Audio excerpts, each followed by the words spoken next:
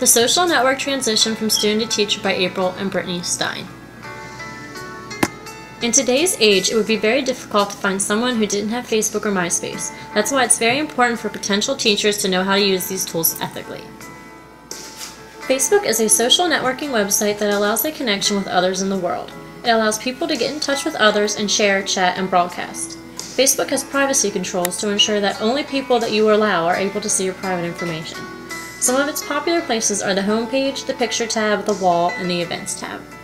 Zuckerberg developed Facebook while attending Harvard on February 15, 2004. Although he dropped out of Harvard, he is now the owner of a $15 million company. Facebook has over 67 million users. It is the 6th most visited site in the US. Facebook is the #1 photo sharing application, and it has seen a 3% weekly growth since January of 2007. One of the most popular parts of Facebook is the picture page. The picture page of Facebook allows the user to add photos of themselves and others onto either their own page or onto an album.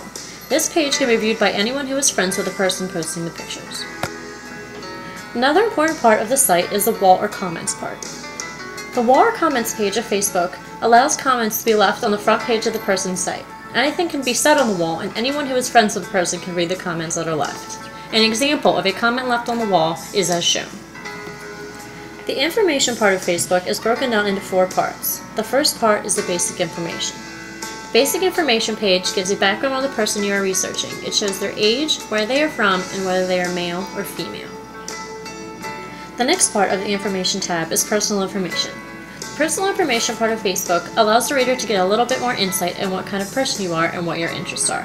Since Facebook is also a place where people get to know one another, this part of the site would be the part to look for when trying to figure out what you may have in common with a person. Personal information includes favorite movies, favorite books, favorite quotes, and favorite music. The third part is the contact information. Contact information of Facebook is what could be considered dangerous by some.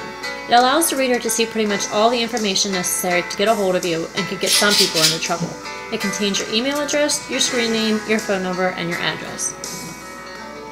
The last part of the information tab is education. The education part allows you to see what you have in common with the person, such as whether or not you even go to the same school or are in the same majors. It includes your college, your major, and your high school. Using Facebook ethically is very important. Although only a small portion of what Facebook has was shown, it was enough to see that inappropriate things on those pages could get people into trouble in more than one way.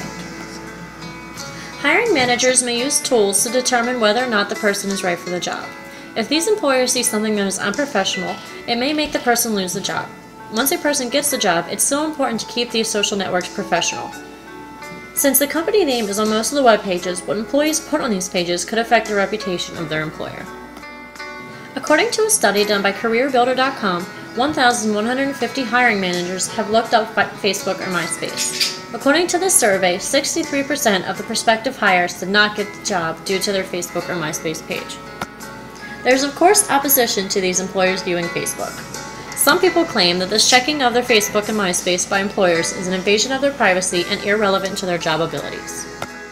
An example of Facebook not being used ethically occurred at Millersville University in Lancaster, PA. In this incident, a female graduate was denied her teacher's certificate due to an inappropriate picture that she had posted on her MySpace and labeled Drunken Pirate.